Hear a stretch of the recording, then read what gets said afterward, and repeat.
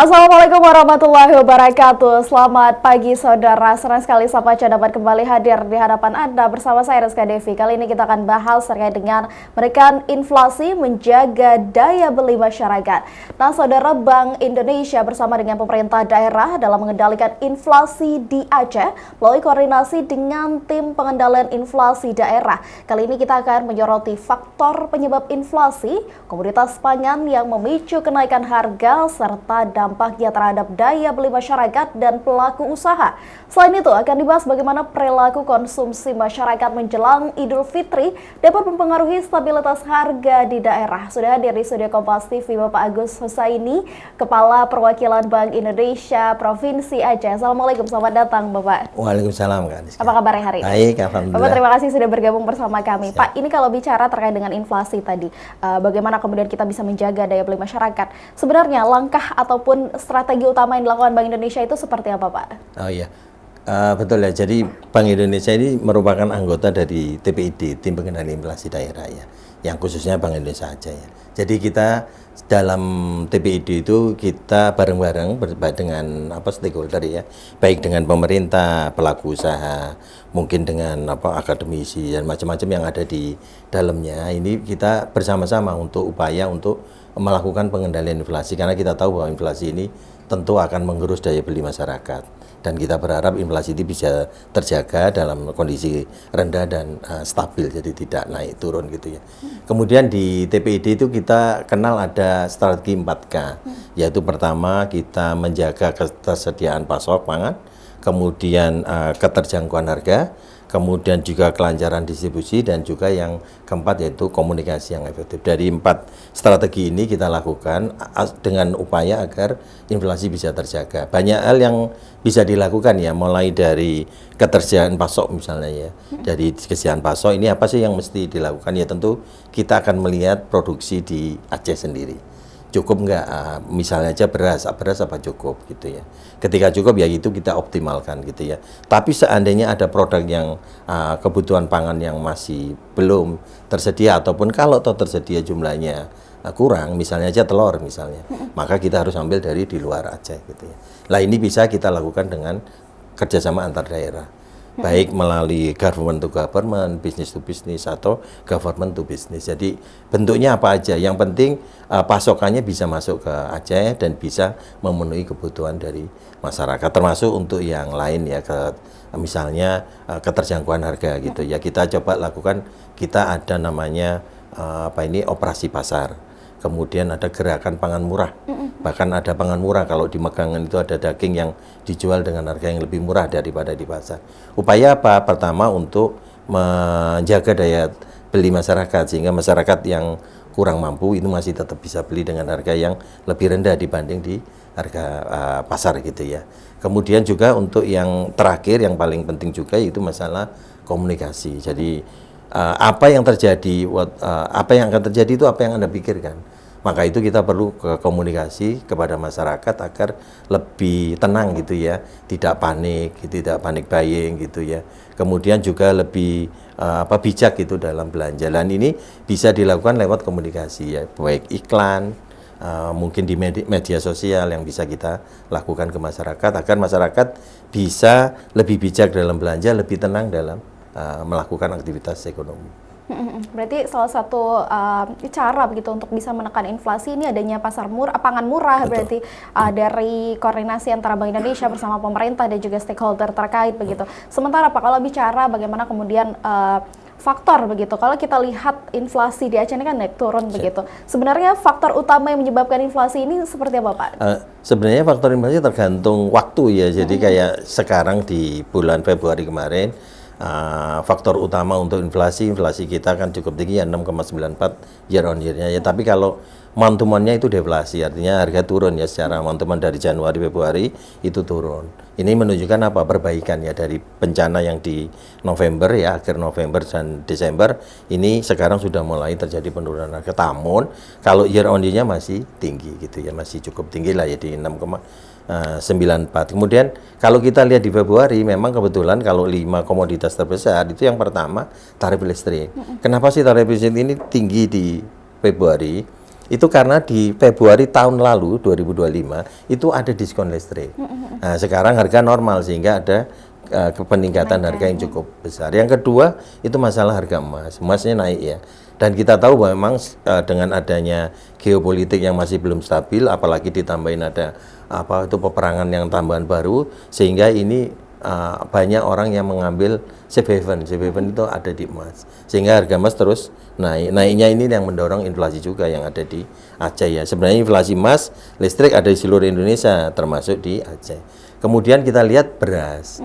Beras ya, yang ketiga ini ada beras. Beras ini memang salah satu volatile food, yaitu yang sering naik ya, yang sering naik. Walaupun mungkin frekuensinya nggak sesering cabai merah atau cabai gitu ya, bawang, cabai. Tapi karena porsinya besar, kenaikan sedikit di beras ini cukup signifikan, menyebabkan pengaruh inflasinya cukup besar. Kemudian karena beras naik, yang lain juga naik ya, maka lauk pauk juga ikut naik. Lauk pauk ini ikut naik karena biasanya pedagang itu kan berusaha untuk tidak menaikkan sebenarnya. Kalau di warung itu beras sudah naik, dia nggak mau menaikkan. Mungkin nasinya dikurangi, lauknya dikurangi kan gitu. Tapi suatu saat nggak mungkin mengurangi nasinya, lama-lama nggak ada nasinya kan gitu ya. Nah, akhirnya dia naikkan gitu ya. Dari lauk pauk ini juga mengalami kenaikan gitu ya. Yang berikutnya yang kelima itu mengenai daging ayam. Kalau daging ayam yang mungkin karena di Februari itu masuk Ramadan, sehingga banyak masyarakat yang mungkin lebih banyak konsumsi di daging ayam gitu ya.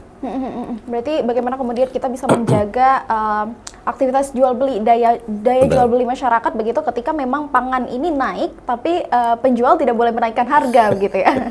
Sementara Pak, ini kalau kita lihat dikutip dari Kompas ID ini menyebutkan bahwa saat bencana meteorologi tahun lalu begitu di November 2025 ini kan bisa menaikkan inflasi sebesar 6,71% begitu. Lalu kemudian apakah sebenarnya kenaikan inflasi ini memang disebabkan karena bencana atau memang ada faktor-faktor lain tadi yang bisa menyumbang inflasi tertinggi di tahun 2025 tersebut? Tapi Pak, kita tahan dulu, kita akan bahas terkait dengan hal ini sesaat lagi. Saudara, tetap bersama kami di Sapa Aceh.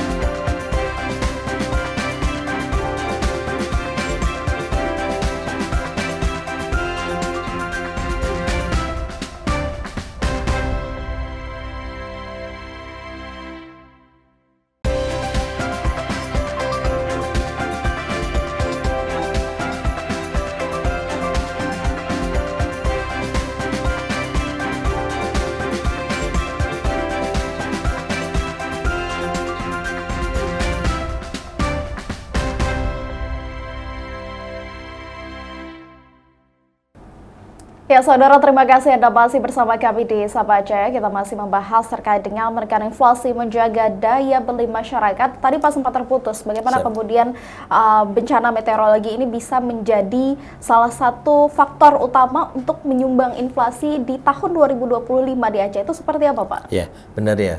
Kemarin itu di akhir tahun 2025, sebenarnya inflasi kita itu awalnya memang tinggi, kemudian sudah mulai turun di Oktober ya. November ya, Oktober November itu sudah mulai terjadi penurunan. Cuman sayang kemudian di akhir November itu ada bencana ya. Dengan adanya bencana ini yang kemudian menyebabkan harga menjadi naik gitu ya.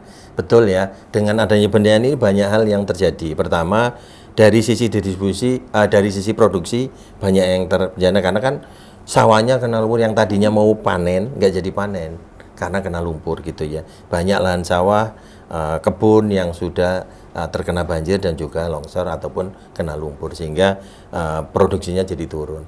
Yang kedua, dari akses jalan kan banyak jembatan, jalan yang rusak gitu ya gara-gara bencana hidrometeorologi yang terjadi kemarin. Ini menyebabkan distribusi, termasuk distribusi pangan tidak bisa berjalan dengan baik. Sehingga dari daerah produsen yang misalnya di Takengon yang biasanya dia mengirim cabai ke Banda Aceh, ke Melapo, kan nggak bisa jalan. Nah, itulah yang menyebabkan harga jadi naik tinggi gitu ya. Termasuk karena kita ada 5 kota penghitung inflasi, salah satunya di Aceh Tamiang. Aceh Tamiang itu kena semua, kelihatannya hampir rata gitu ya. Sehingga di sana pun harga naik sekali. Kenapa? Karena nggak mungkin ada bahan baku masuk ke Tamiang, nggak ada stok pangan yang masuk ke Takengon. Memang Takengon menghasilkan cabai, tapi kan dia butuh daging, butuh beras, butuh macam-macam yang didatangkan dari luar Takengon kan. Dan itu nggak bisa masuk, ya itulah menyebabkan kelangkaan barang yang ada di sana. Nah itu yang menyebabkan harga tinggi. Termasuk juga di Banda Aceh, Melapo yang terganggu jalannya. Yang tadinya ada kita telur itu lewat timur gitu yang didatang dari Sumatera Utara, ternyata nggak bisa sampai ke Banda. Bahkan kita pernah kesulitan cari telur gitu ya. Orang yang makan telur nggak ada gitu ya. Nah ini yang menyebabkan harga jadi naik. Dan memang benar efeknya sangat besar. Yang di awal kita berpreksepsi akan masuk di sekitaran di bawah 3,5%, ternyata jadinya 6,71%. Ini memang besar pengaruh. Tapi sebenarnya Pak, langkah strategis yang dilakukan ketika beberapa bahan baku pangan itu tidak bisa masuk ke wilayah-wilayah tertentu, kemudian saat transportasi itu menjadi faktor yang paling besar untuk menghambat begitu, dengan harga yang bisa naik jauh, itu seperti apa Pak? Pada saat status darurat itu seperti apa penanganan yang dilakukan oleh Bank Indonesia? Ya, betul. Makasih Kak Rizka. Jadi untuk kejadian kemarin, karena kita lihat bahwa kita kan punya PHBS, yaitu untuk memantau ya perkembangan harga pangan strategis itu. Kita lihat, wah ternyata naik, terus kita lakukan sidak di pasar, melihat di pasar ternyata memang nggak ada barang.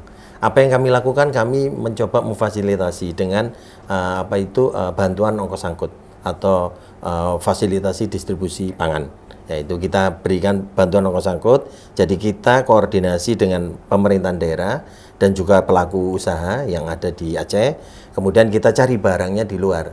Kalau memang itu harus nggak ada, contohnya kami waktu itu mendatangkan telur gitu ya. Jadi kita mendatangkan telur dari Sumatera Utara untuk ke Aceh.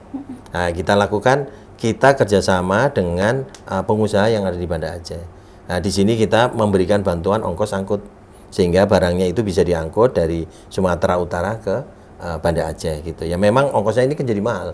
Awalnya lewat timur, akhirnya lewat Barsela ya, barat dan selatan, yang notabene itu berputar dan ongkosnya bisa 3 kali lipat. Kalau itu jadi bebannya, mungkin harganya akan sangat tinggi. Makanya itu kita bantu ongkosnya kami dengan pemerintahan daerah. Waktu itu provinsi ya, Provinsi Aceh juga membantu untuk FDP-nya. Jadi kita sama-sama bareng-bareng kita datangkan barang-barang yang harus kita suplai ke Aceh, termasuk ada gula, ada telur gitu ya, yang kemudian juga ada beberapa komoditas lain, ada bawang gitu yang mungkin kita bawa, yang kemudian supaya untuk mensuplai pasok yang ada di Aceh gitu. Berarti memang diusahakan bagaimana pangan-pangan ini bisa tetap masuk. Betul. Meskipun memang akses transportasinya saat itu terhambat begitu. Tapi untuk saat ini Pak, apakah sudah normal atau masih ada kendala? Untuk sekarang sebenarnya belum normal ya. Jadi sekarang ini memang sudah terhubung, tapi kan pakai jembatan sementara ya, Beli itu ya. Yang notabene ininya cuma 30 ton kalau nggak salah, lebih itu nggak boleh lewat. Sedangkan angkutan itu kan ada yang lebih dari 30 ton. Makanya kita pecah-pecah dengan kendaraan yang lebih kecil. Nah, ini menambah ongkos saja sih. Memang pertama ada antrian ya, waktu kemarin kan masih ada antrian, sekarang alhamdulillah mungkin antriannya udah nggak terlalu panjang ya. Dulu kemarin itu bisa sampai 2 jam ngantri di Kutablang ya kalau nggak salah. Ya sekarang mungkin pendek ya, mungkin 15-30 menit ngantri bisa lewat. Cuman kan jumlah tonasenya kan dibatasin. Nggak boleh, ini kalau nggak kan hancur juga, ya malah nggak ada transportasi malah. Ya ini karena ini dibatasin, maka jumlah kendaraannya jadi lebih banyak satu ya. Kemudian ongkosnya jadi lebih mahal karena kita harus menyewa 2 kendaraan misalnya, harusnya bisa 1 kendaraan. Ya memang itu ada kendala, tapi melihat upaya pemerintah yang luar biasa ya, baik di kantor pusat maupun di daerah untuk bahu-membahu untuk nyelesain jalan. Saya rasa moga-moga dalam waktu dekat bisa lebih baik. Baik Pak, tapi kalau bicara bagaimana kemudian transportasi dan juga kalau ini nanti kan mendekati megang sekali lagi Pak, nanti harga pangan akan naik lagi begitu. Sementara antisipasi yang bisa dilakukan seperti apa Pak? Mengingat memang nanti akan meningkatnya arus mudik begitu, sehingga untuk distribusi akan lebih sulit. Itu seperti apa Pak? Betul, kalau untuk pangan sendiri untuk antisipasi kita tetap tadi itu ada operasi pasar, ada FDP yang bantuan ongkos, itu tetap kita lakukan. Terus gerakan pasar murah itu sudah dilakukan ya sampai mulai hari ini, mulai awal bulan sampai sekarang juga sudah dilakukan, mulai bulan Maret juga sudah dilakukan. Jadi ini terus dilakukan. Kemarin hari ini pun kayaknya ada gerakan pangan murah yang dilakukan oleh pemerintah kota. Kemudian juga dari provinsi juga beberapa wilayah kota-kota pengintul inflasi juga dilakukan untuk gerakan pangan murahnya. Kemudian bagaimana dengan masalah transportasi? Betul, transportasi ini juga karena ini hari raya kan permintaannya kan naik gitu ya. Saya yakin perusahaan transportasi juga akan menambah trayeknya ya. Mungkin busnya nambah, kapalnya juga nambah, dan alhamdulillah untuk hari raya ini kan pemerintah ngeluarin ketentuan itu harus ada potongan. Moga-moga ini bisa menahan laju kenaikan harga tiket gitu ya. Ya kayak transportasi laut kayaknya ya, itu kayaknya malah digratiskan kalau nggak salah.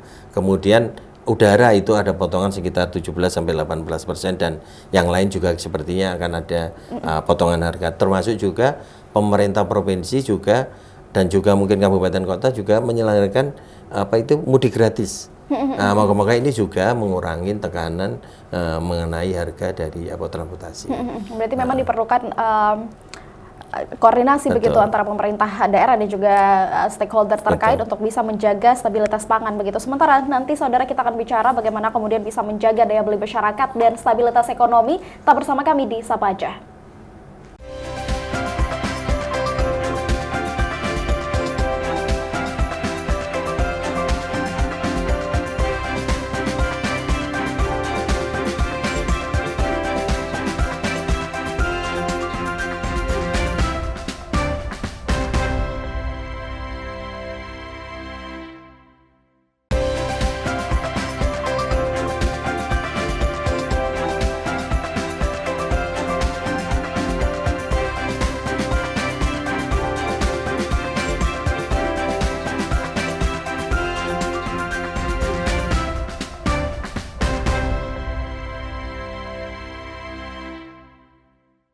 Ya, saudara, terima kasih Anda masih bersama kami di Sapa Aceh. Kita masih membahas terkait dengan menekan inflasi, menjaga daya beli masyarakat bersama Kepala Perwakilan Bank Indonesia Provinsi Aceh. Bapak, tadi kita sempat membahas bagaimana kemudian dampak inflasi ini terhadap daya beli masyarakat. Lalu seperti apa Pak cara menjaganya begitu agar stabilitas ekonomi di daerah itu tetap on track gitu? Ya, untuk daya beli masyarakat yaitu tadi ya, pemerintahan daerah ini sudah banyak melakukan gerakan pangan murah. Jadi upaya bagi untuk masyarakat yang mungkin kurang beruntung itu tetap bisa memenuhi kebutuhannya. Ya, itu untuk dilakukan gerakan pasar murah yang tentu ada diskon di situ ya, sehingga belinya cukup baik. Yang kedua yaitu menjaga agar harga nggak tinggi ya.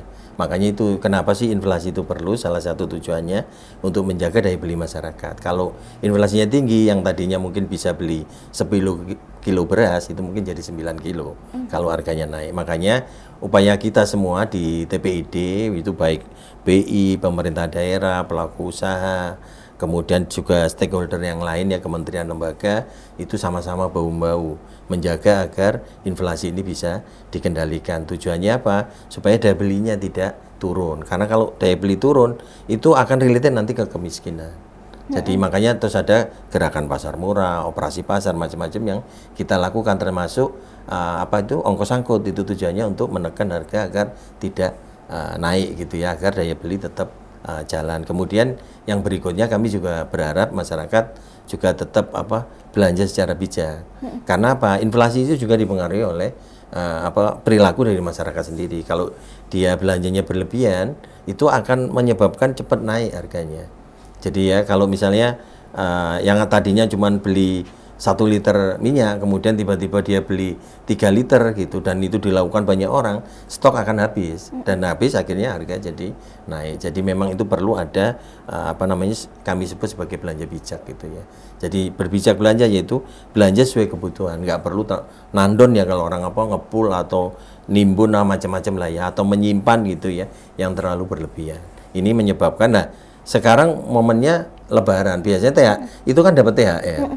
gaji jadi 2 kali lipat. Ya ini memang seneng sih. Cuman karena gajinya 2 kali lipat, belanjanya jadi banyak. Nah ini mungkin masyarakat perlu melihat kembali ya, bahwa sebenarnya apakah kita perlu belanja banyak gitu ya, atau cukup sesuai kebutuhan sebenarnya. Jadi belanjalah sesuai kebutuhan. Jadi kebutuhannya berapa? Kalau ada pendapatan naik ya mesti nambah ya. Cuman nambahnya jangan terus dihabiskan di bulan yang sama gitu ya. Nah itu ya, ini yang menyebabkan harga jadi naik. Kemudian bijak itu ada lagi bijak memilih. Jadi kalau ketika belanja, kemudian misalnya aja daging, harga daging naik gitu, kan ada daging beku yang harganya lebih murah, rasa sama ya, tergantung kita masaknya gitu. Ya itu mungkin bisa mencari alternatif, sehingga apa, nggak mendorong harga daging segar jadi naik terus gitu ketika orang mau beralih gitu ya. Jadi ini untuk memilih, kemudian juga mengkonsumsi apa yang perlu aja juga ya, termasuk mengkonsumsi produk yang ada di lokal gitu ya. Jangan ngambil yang mesti didatangkan dari luar, yang ini menyebabkan ongkosnya jadi mahal. Kemudian juga kami berharap belanjanya bijak juga dalam bertransaksi gitu ya. Transaksi, harapan kami sih ya, mulai kesempatan ini mungkin transaksi bisa dilakukan secara non-tunai tapi tetap dengan kehati-hatian gitu ya. Ini gitu. termasuk belanja online Pak, atau seperti apa? Atau hanya offline yang di dalam kota aja? Iya, sebenarnya kami sih berharap di belanjanya tetap di dalam kota ya, karena kalau offline itu kan keluar ya. Jadi uangnya nanti akan muter keluar. Lebih baik memang untuk belanja yang ada di sini ya, karena uang ekonominya akan berputar untuk Aceh gitu ya.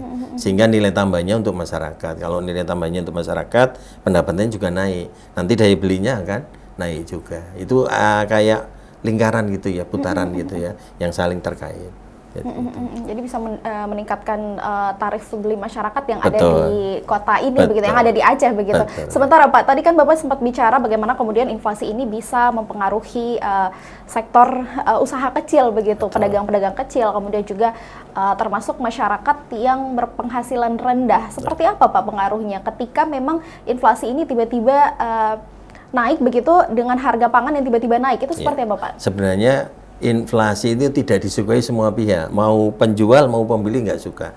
Pembeli tentu nggak suka, harga yang tadinya Rp10 jadi Rp12 juga jadi masalah gitu ya. Jadi ketika naik, daya beli masyarakat turun gitu ya, termasuk penjual ini kalau dia jual barang tentu ada cost of production, ada beli bahan baku untuk ini. Kalau bahan bakunya naik, dia harus menjual dengan naik juga.